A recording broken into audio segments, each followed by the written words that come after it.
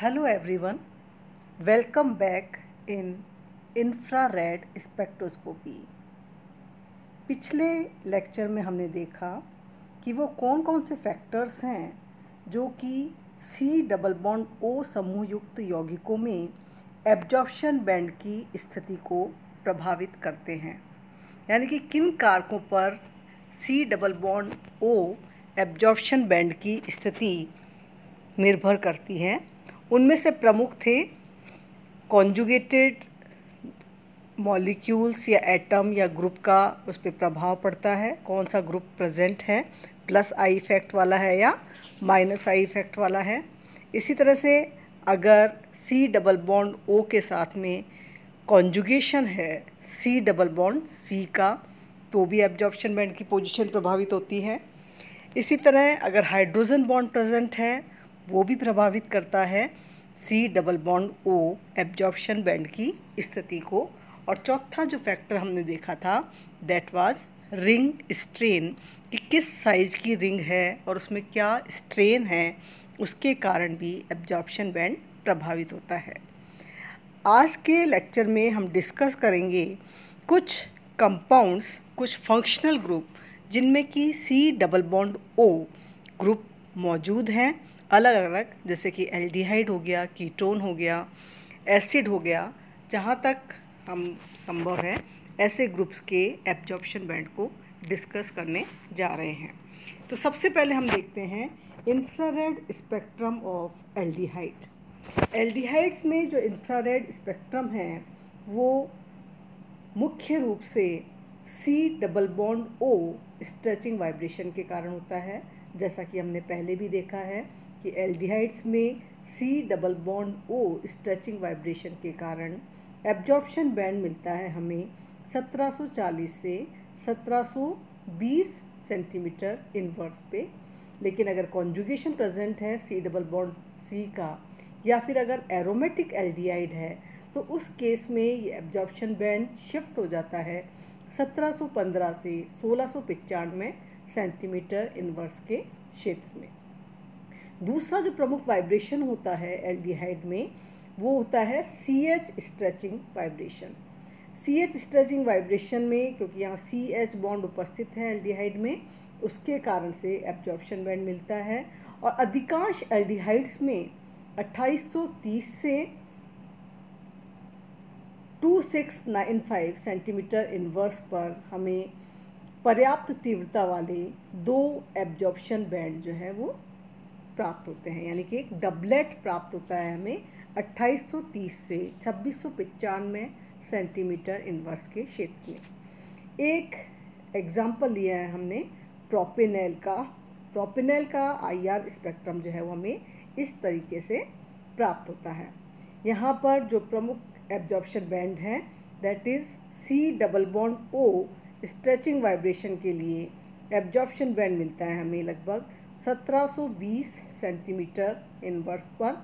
ऐसे ही एल्डिहाइड का ले जो सी एस के लिए डबलेट मिलता है वो मिलता है हमें यहाँ पर 2820 से सेंटीमीटर इनवर्स पर और 2715 सेंटीमीटर इनवर्स पर एक हमें यहाँ पर डबलेट मिल रहा है, जो कि स्पेसिफिक है किसके लिए, एल्डिहाइड्स के लिए। ठीक है। नेक्स्ट कंपाउंड है हमारा कीटोन। कीटोन में हम देखेंगे कि किस तरह के एब्जॉर्प्शन बैंड मिलते हैं। सबसे पहले कीटोन्स में एक एब्जॉर्प्शन बैंड मिलता है C double bond O stretching vibration के लिए, जो कि हमने पहले भी देखा है 1725 से 1705 सेंटीमीटर इनवर्स में ये एब्जॉर्प्शन बैंड प्रदर्शित होता है। और अगर एरोमेटिक कीटोन है, एराइल कीटोन है, तो ये एब्जॉर्प्शन बैंड प्राप्त होता है हमें 1700 से 1680 सेंटीमीटर इनवर्स पर। दूसरे तरह का जो एब्जॉर्प्शन बैंड प्राप्त होता है कीटोन्स के केस में होता है C single bond C double bond O C stretching और बेंडिंग वाइब्रेशंस के कारण। जो एलिफेटिक डाई एल्काइल कीटोन होते हैं उसमें इनके कारण जो है स्ट्रेचिंग और बेंडिंग दोनों तरह के बैंड मिलते हैं। एक पर्याप्त तीव्रता युक्त बैंड प्राप्त होता है हमें 1300 से 1100 सेंटीमीटर इनवर्स पर। और एरोमेटिक कीटोन में ये एब्जॉर्प्शन जो है वो हायर फ्रीक्वेंसी पर होगा। तो 1300 से 1100 सेंटीमीटर इनवर्स पर कीटोन के लिए स्पेसिफिक एब्जॉर्प्शन बैंड हमें प्राप्त होगा। हम देखते हैं एग्जाम्पल एसीटोन का। एसीटोन में सबसे पहले बैंड एब्जॉर्प्शन बैंड प्राप्त होता है C double bond O stretching vibration के कारण। ये मिलता है हमें 1705 सेंटीमीटर इनवर्स पर। दूसरा characteristic absorption band C single bond C double bond O C stretching और बेंडिंग वाइब्रेशन के लिए ये एब्जॉर्प्शन बैंड प्राप्त होते हैं हमें 1210 सेंटीमीटर इनवर्स पर। ये एब्जॉर्प्शन बैंड हमें प्राप्त होता है जो कि स्पेसिफिक है कीटोन्स के लिए। दूसरा एग्जाम्पल लेते हैं हम यहाँ पर 2-ब्यूटेनॉन। 2-ब्यूटेनॉन स्ट्रक्चर देख लीजिए, इस तरीके का है CH3CO CH2CH3। तो यहाँ पर पहला तो C double bond O stretching vibration के कारण absorption band specific absorption band मिलता है 1725-15 पे। 1715 और 1700 के बीच में हमें एब्जॉर्प्शन बैंड मिलता है, लगभग 1715 के आसपास। इसी तरह से C single bond C double bond O C stretching और बेंडिंग वाइब्रेशन के लिए एब्जॉर्प्शन बैंड हमें प्राप्त होता है 1190 सेंटीमीटर इनवर्स पर। ये जो एब्जॉर्प्शन बैंड है ये स्पेसिफिक है कीटो ग्रुप के लिए। तीसरा एग्जांपल लेते हैं हम एसीटोफिनोन का। एसीटोफिनोन में हम देखें कि कौन कौन से एब्जॉर्प्शन बैंड मिलते हैं। एसीटोफिनोन जो है वो एक एरोमेटिक कीटोन है। तो सी डबल बॉन्ड ओ के साथ में हम देख रहे हैं सी डबल बॉन्ड सी जो है वो यहाँ पर कॉन्जुगेशन में है, यानी कि एक एरोमेटिक रिंग से ये ग्रुप जुड़ा हुआ है। तो इस कारण से इसके लिए जो एब्जॉर्प्शन बैंड होता है that will be at lower wavelength, यानी कि 1683 सेंटीमीटर इनवर्स पर हमें मिल रहा है C double bond O stretching vibration के लिए बैंड मिल रहा है। इसी तरह से CCO C single bond C के लिए जो स्ट्रेचिंग और बेंडिंग वाइब्रेशन के लिए जो बैंड मिलता है वो मिलता है हमें 1260 सेंटीमीटर इनवर्स पर। ये तो हो गए एल्डिहाइड और कीटोन की बात। अब बात करते हैं हम कार्बोक्सिलिक एसिड के लिए। कार्बोक्सिलिक एसिड में मुख्य रूप से 3 प्रकार के वाइब्रेशंस के कारण एब्जॉर्प्शन बैंड मिलते हैं। पहला है OH स्ट्रेचिंग वाइब्रेशन के कारण, दूसरा है C double bond O stretching vibration के कारण, और तीसरा है CO, ये जो ग्रुप है CO की स्ट्रेचिंग और COH इनके बेंडिंग वाइब्रेशन के कारण एब्जॉर्प्शन बैंड। तो सबसे पहले हम लेते हैं OH स्ट्रेचिंग वाइब्रेशन के कारण एब्जॉर्प्शन बैंड लेते हैं। कार्बोक्सिलिक एसिड्स में अगर ये गैसियस स्टेट में है या फिर डाइल्यूट स्टेट में है तो उस समय में ये रहता है मोनोमर के रूप में। तो इस स्थिति में OH स्ट्रेचिंग वाइब्रेशन के कारण 3580 से 3500 सेंटीमीटर इनवर्स में एक लो इंटेंसिटी का एब्जॉर्प्शन बैंड हमें मिलता है। किसके कारण है ये? OH स्ट्रेचिंग वाइब्रेशन के कारण। लेकिन अगर एसिड ठोस या द्रव या कोई कंसंट्रेट फॉर्म में है तो उस समय में ये मोनोमर जो है वो कन्वर्ट हो जाता है, स्टेबलाइज हो जाता है डाइमर में। और डाइमर क्यों स्टेबलाइज होता है? क्योंकि इसमें हाइड्रोजन बॉन्ड बन जाता है। तो हाइड्रोजन बॉन्ड बनने के कारण डाइमर बन जाएगा जो कि इन 2 रेजोनेटिंग स्ट्रक्चर्स के कारण स्टेबिलिटी प्राप्त करता है। अब इस स्ट्रक्चर में हम देख रहे हैं कि फ्री OH ग्रुप का अभाव है। इस कारण से एक ब्रॉड बैंड हमें मिलेगा 3300 से 2500 सेंटीमीटर इनवर्स के रीजन में। तो ये एक इम्पॉर्टेंट बैंड है किसके लिए? जो कि अपना कार्बोक्सिलिक एसिड है, जब वो कंसंट्रेट फॉर्म में हो या सॉलिड फॉर्म में हो या लिक्विड फॉर्म में हो जो कि कंसंट्रेट है। नेक्स्ट एब्जॉर्प्शन बैंड मिलता है इसमें C double bond O stretching vibration के कारण। कार्बोक्सिलिक एसिड में मोनोमर अवस्था में ये एब्जॉर्प्शन बैंड आता है 1760 सेंटीमीटर इनवर्स पर। लेकिन अगर इसने बनाया है, डाइमर के फॉर्म में अगर ये है तो एब्जॉर्प्शन बैंड जो है वो लोअर वेवलेंथ की ओर शिफ्ट हो जाएगा, दैट इज 1720 से 1706 सेंटीमीटर इनवर्स के क्षेत्र में प्राप्त होगा।